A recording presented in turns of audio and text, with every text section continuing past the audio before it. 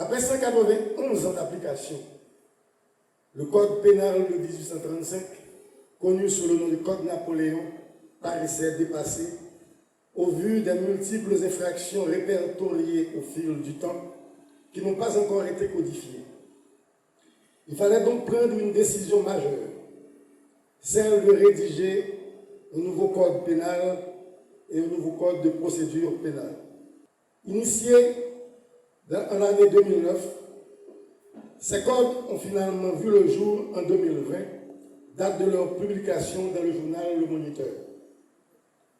Cependant, la réaction de certains membres de la société a interpellé les autorités étatiques qui n'ont pas fait la sourde oreille. Une commission de relecture et de révision a été créée et a permis finalement une nouvelle publication avec les corrections nécessaires. Dans ces nouveaux codes qui font l'objet de cette conférence, ont été introduites de nouvelles infractions et de nouvelles fonctions devant permettre la modernisation de la justice pour une réforme sociétale face aux crimes contemporains. Comme infraction, on peut citer les violences sur le genre, les crimes à caractère financier, les crimes transnationaux, la corruption, la cybercriminalité et j'en passe. Quant aux nouvelles fonctions telles le procureur de la République, le juge des libertés, le juge de l'application des peines, elles permettront de traiter les dossiers avec plus de célérité et d'agir efficacement sur la détention préventive prolongée et le désencombrement des prisons. 2 siècles de pratique sans modernisation. Et cette fois, nous avons cette possibilité de parler ouvertement d'harcèlement sexuel à partir de ce code. Et cette fois, nous avons la possibilité de parler haut et fort de nouveaux juges, juges à l'application des peines. La réforme ne saurait être le monopole de tous ceux qui n'ont pas la vanité de leur ignorance et l'ignorance de leur vanité. Vous êtes des avocats, vous êtes des magistrats, vous êtes des policiers, vous êtes des acteurs judiciaires. Quand je parle d'acteurs judiciaires, ils sont nombreux dans cette salle. Cap-Haïtien a beaucoup lutté pour l'une des valeurs les plus précieuses dont dispose l'être humain. Je viens de le citer, c'est la liberté. La liberté. Le souffle essentiel qui permet à chacun de décider, de créer, de rêver, de donner un sens à son existence, la liberté. La commission technique a élaboré un plan de formation ambitieux destiné aux magistrats, aux avocats et aux policiers. Un programme de formation de formateurs a été lancé. Une délégation de formateurs haïtiens se engage d'ailleurs à l'École nationale de magistrature en France.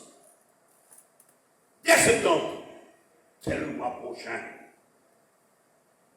pour épuiser les outils pédagogiques nécessaires à la duplication de la formation sur l'ensemble du territoire national.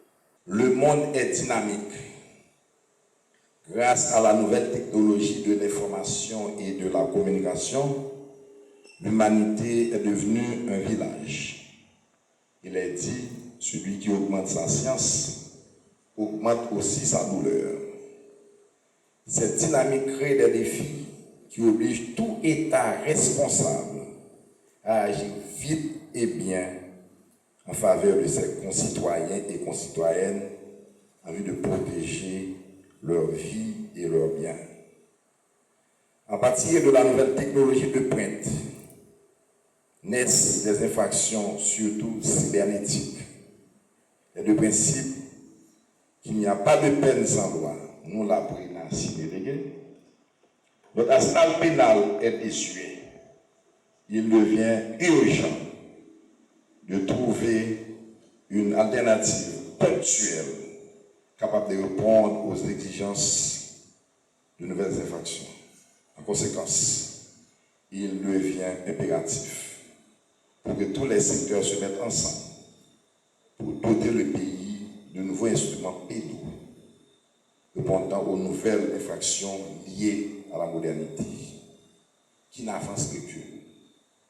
Quand c'est Dieu d'avancer, c'est le Dieu qui avance.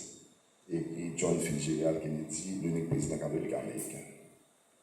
Il ne peut y avoir de paix dans notre société sans une justice à la fois efficace et efficiente. Doter le pays des instruments juridiques adéquats ne suffit pas sans la volonté réelle de combattre la corruption qui est la cause de nos malheurs. Le barreau du Cap haïtien, le plus prestigieux barreau du pays, vieille de plus d'un siècle, exige préalablement la formation à tous les niveaux de tous les secteurs impliqués dans la chaîne pénale. Pour ce faire, le barreau met à la disposition de l'État son local fraîchement rénové avec ses brillants cadres de la plus grande école barreau de la République, notamment une formation en herméneutique judiciaire s'avère nécessaire pour les magistrats. Le domaine d'interprétation appartient au juge. Si le juge misinterprète la loi, il va mal l'appliquer et cette mauvaise application de la loi conduit à sa violation et toute violation engendre un violent excès de pouvoir.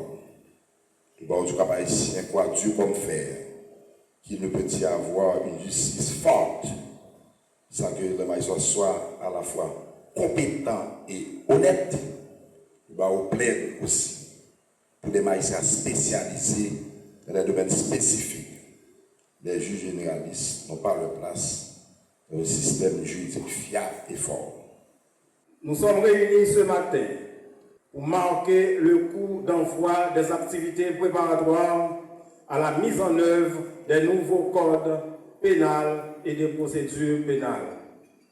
Cette date ne doit pas être une simple ligne dans un agenda. Elle est le signal d'un séisme juridique et institutionnel dont les secousses se feront sentir bien au-delà des palais de justice. Permettez-moi de le rappeler avec solennité. Nous tournons définitivement la page d'un code pénal qui, après près de 2 siècles d'application, hérité d'une époque révolue, ne répondait plus aux aspirations profondes de notre peuple, ni aux exigences d'un État de droit moderne. L'entrée en vigueur des nouveaux codes prévus pour le 1er janvier 2027 n'est pas une simple mise à jour technique, c'est une refondation. C'est l'abandon d'une justice punitive et désuète au profit d'une justice protectrice, équilibrée et humaine. Cette réforme, dont les préparatifs ont été officiellement lancés le 15 juillet dernier, ne se limite pas à des textes. Elle redéfinit le contrat social entre la République et ses citoyens, en plaçant la dignité humaine et les droits fondamentaux au centre du processus pénal.